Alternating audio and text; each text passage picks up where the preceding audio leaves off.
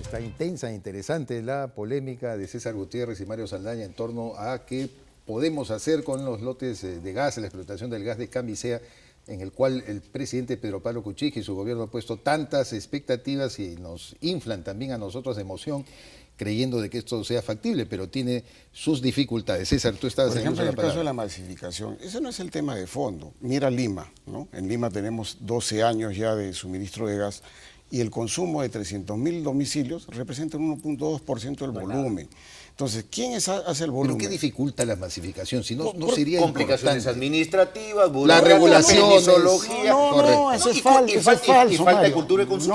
No, ¿qué Entonces, falta de ¿qué? cultura de ¿Qué consumo. cosa Porque dices no tú? hay ningún incentivo económico para que una empresa concesionaria comience a tirar ductos para que alguien consuma una factura de 10 Pero el soles al mes. incentivo pues. económico no sería desregular. No es de ese regular, camino. sino lo que ocurre es, no conviene, si yo soy un concesionario, atender tanto tubo para recaudar a un cliente de 10 soles al mes, pues. Cuando yo con 15 termoeléctricas me consumo el 68% del volumen. Es un tema de mercado, es un tema de masa crítica. Entonces, el tema, ¿qué sería? La única forma de masificar es que parte de las redes sean asumidas por el Estado para costo hundido y no recuperable. Esa es la única forma de Dicho sea de masificar. paso, y retomo ese argumento que está diciendo César, en el caso del gasoducto del sur, creo que tú también lo sabes, la operación aún no tiene cierre financiero. Sabemos, ¿no? Aún no hay cierre financiero. Así es. Por un Ustedes- tema de banco de bancabilidad que van a dar una adenda que la van Pero a dar. ojalá que lo logren, ¿eh? Ojalá que lo logren. Y tiene que haber cierre financiero porque hay una garantía en la cual se paga 900 millones al año. Exacto, garantía que la estamos pagando todos Como los se peruanos. pagó en Camisea Nuestro y hoy día recibo no lo de dice luz hace TGP. años. El problema es que se ha construido solamente 10 kilómetros de un ducto de 1000, Así es. que no tiene cierre financiero, que no Eso sabemos es cuál es el falso, socio Mario, eso es mayoritario. completamente Y falso. ahorita resulta que lo estamos pagando todos en nuestro recibo de luz. Y dicho sea de paso, esos 900 millones que señala César, se van incrementando. Absolutamente van a ir- falso. ahorita Estás estamos- repitiendo lo que estamos dice in- Manuel Romero Estamos Caro. incrementando porcentualmente hasta el 2021. O sea, la pregunta es, ¿vale la pena que los peruanos financiemos una obra de más de 7.000 millones de dólares parcialmente con nuestro recibo de luz, cuando podría hacerse a tener un mecanismo de emisión de deuda o de una inversión pública directamente? ¿Por qué tiene que ser así? No puede haber un argumento tan diametral. No, pero ¿Por qué dices tú? A ver qué mira, será. Pero primero, sistematízalo, primero, 1, 2, 3. por eso, cuando hay un ducto, la única forma que el ducto se pague es que pase una cantidad de gas por el ducto y el ducto se hace con una capacidad de ampliación a futuro. Y que haya mercado. Cuando se hizo Camisea en Lima, no había mercado, Mario. Pues eso no, se hizo la exportación. Escucha, ¿qué exportación? ¿Qué exportación? Se hablaba de un ducto de 400 millones de pies cúbicos por día, el consumo garantizado en Lima era 80, a la fuerza con Electroperú. ¿Qué se hizo? La diferencia la pagamos todos los consumidores, cosa que hoy día se olvida TGP y cosa que se olvidan hoy día los que despotrican contra el ducto. ¿En qué tiempo se acabó eso? En 3 años. Y hoy día el ducto, ¿cuánto es? ¿De 400? No, el ducto es de 1.600 millones de pies cúbicos por día. Pues se duplicó la capacidad. Por eso, se ¿qué duplicó la ocurre? capacidad. Eso va a ocurrir lo mismo en el sur. Son demasiado pesimistas porque no les gusta el proyecto.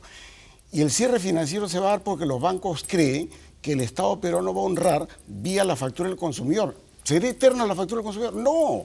Al año 3 o 4, el pago del consumidor se acabará y pasará simplemente por el gas que viene transportándose a las termoeléctricas, que pagarán su peaje y con eso se paga el ducto. Entonces, es falso decir que en 30 años va a pagar el ducto vía consumidor. Esa es una falacia. Y hay una gran diferencia con respecto a TGP. En TGP, el señor Kuczynski con el señor Quijandría le adelantaron el dinero en la garantía de red principal en la etapa constructiva, cosa que se olvida y que no están en las bases. Hoy día, eso se da en la etapa operativa, se recauda hoy día para pagar cuando termines el ducto. Entonces, hay mucha falacia, hay mucho engaño en el tema del gasoducto sur y yo creo que sí yo es lo que necesario. digo que es una discusión que vamos a tener que prolongarla en otra oportunidad porque es muy, muy interesante. Los argumentos están dados. Y Manuel Romero Caro, que es la fuente de Mario, más lo que tú señalas con la experiencia y tu conocimiento de consultor, evidentemente ha generado pues esta controversia. Yo quiero llevarlos al tema de la aprobación de la Comisión de Economía y la reducción del punto del IGB. Conversaba con Cecilia Chacón el día de hoy y me dice, pues sí, se le va a dar pues estas facultades y que nos den cuentas dentro de un año, que era lo que nosotros más o menos presumíamos, ¿no? Correcto.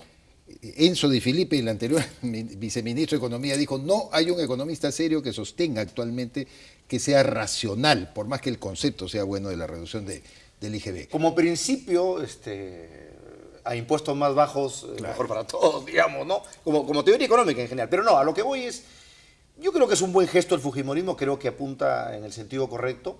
Sin embargo, recordemos que el argumento que da el MEF para justificar la medida es el tema de la formalización. La formalización. ¿Ok?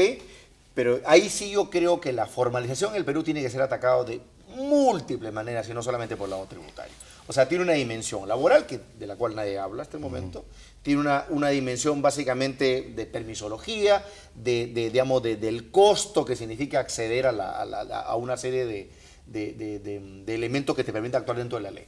Ahora, hay que esperar digamos, la justificación completa, porque se ha hablado no solamente de reducción de IGB, se ha hablado del tema del impuesto a la renta, aparentemente se va a volver al esquema del 30%, supuestamente el MEF dice, claro, lo que perdemos por recaudación acá lo compensamos con el tema de renta, y en un contexto en el que todavía la inversión privada está aún detenida. No fluye, pues. En el que ya tenemos un déficit fiscal cercano a lo pasado, los 3 puntos porcentuales, donde incluso las proyecciones de crecimiento que dan el BEF y el central son diferentes. Julio Velarde de hecho ha hablado de 4.2, el gobierno insiste en sus 5 puntos porcentuales, para el 2017 me refiero, y los bancos están hablando de 4.5. Entonces, no hay un alineamiento todavía sobre la posibilidad del crecimiento. Entonces, ahí es una zona que para mí es pantanosa y va a requerir sobre todo de una mayor explicación de parte del MEF, ¿no? Saldrán con la suya entonces el gobierno, pero patinará a la larga. Ya, ¿o no, pero César? lo que pasa es, como dije hace unas semanas, César, el IGB era investir el trapo. Pues. Así es. O sea,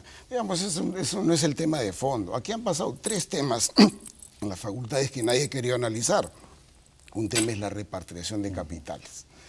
En esa repatriación de capitales, nadie ha dicho qué tasas se va a imponer como tasa única por todo aquello que ha generado renta del exterior, ni existe la obligatoriedad de traerlo. Ese era un tema de fondo a discutir, y eso no se ha discutido.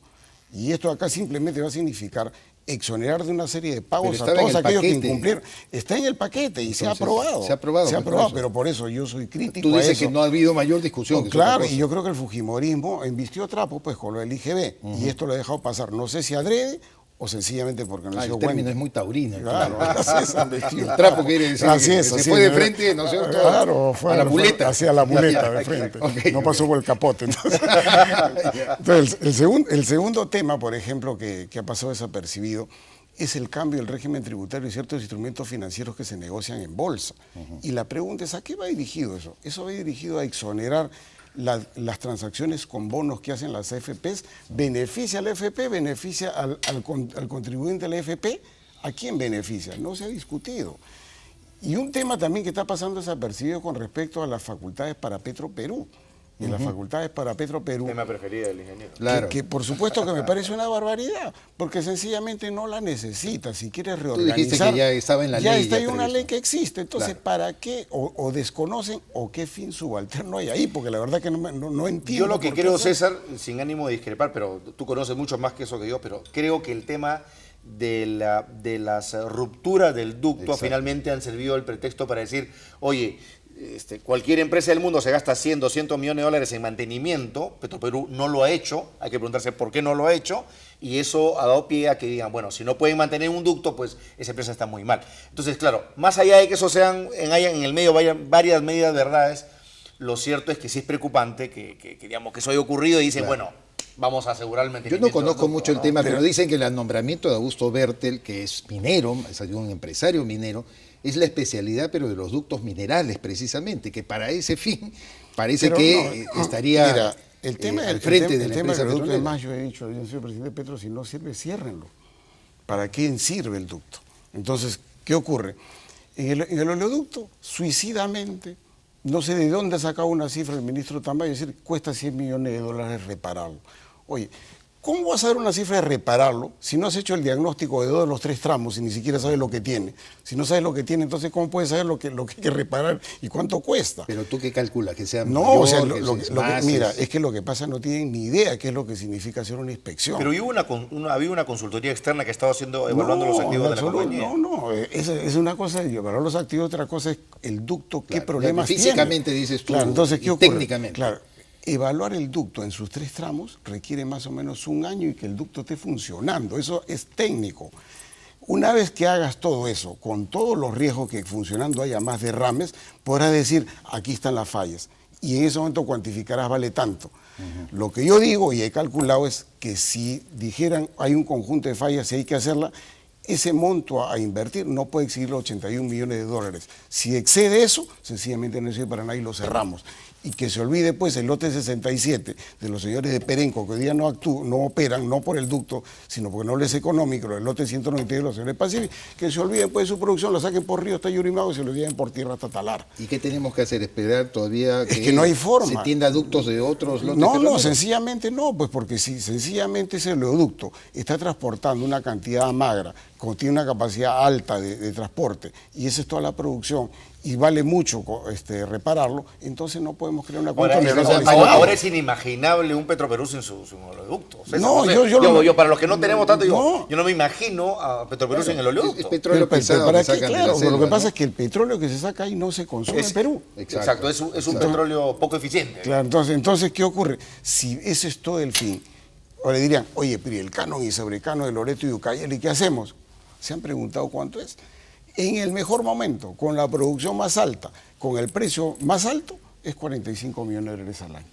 Pues ya, pues yo lo asumo en la caja fiscal, meter 100 millones de dólares ahí a reparar un ducto viejo. Costo-beneficio. Claro, entonces tú lo ves igual, fríos en eso. Bueno, sí, yo lo que creo, digamos, de alguna manera alineándome con lo que señala César, es que lo que hace falta es una radiografía, pero completa, objetiva de la empresa, ¿no? Cómo está marchando, cómo están funcionando sus activos, cuáles son los niveles de eficiencia que tiene, cómo está la capacidad, digamos, de capital humano que trabaja en esto, en la empresa, cómo va a influir Talara en los proyectos de crecimiento de la compañía de aquí a unos años. Ya hemos conversado largo sobre eso, donde vemos también con poco optimismo lo que puede pasar ahí. Yo sé que el gobierno ya dio por lo menos el discurso político que no está en su plan es privatizar la empresa, no ni puede, cerrarla, no puede, hay un tema no puede, político, no puede. pero digamos, algo que sé con Petroperú, y si, digamos, a mí me preguntan, como peruano diría, quisiera ver una empresa de calidad mundial, competitiva, con un directorio independiente, de primer nivel, un Ecopetrol mejorado, no sé, o sea, me gustaría una empresa, digamos, hoy día, ¿no? La derecha por primera vez está en el manejo de Petroperú. A ver, quiero ver a la derecha qué hace con Petroperú. Por primera vez, en su integridad es un directorio de derecha. Al respetable don Augusto. No, está bien, pero ser derecha acaso es malo. Mi amigo, el vicepresidente Aurelio Loret de Mola, que también lo conozco, por supuesto, buena relación. Ser de derecha no es malo. ¿Pero tu gestión ha sido de derecha o ha sido de izquierda? Mi gestión era pro empresa estatal. Pro empresa estatal, así ha sido de derecha.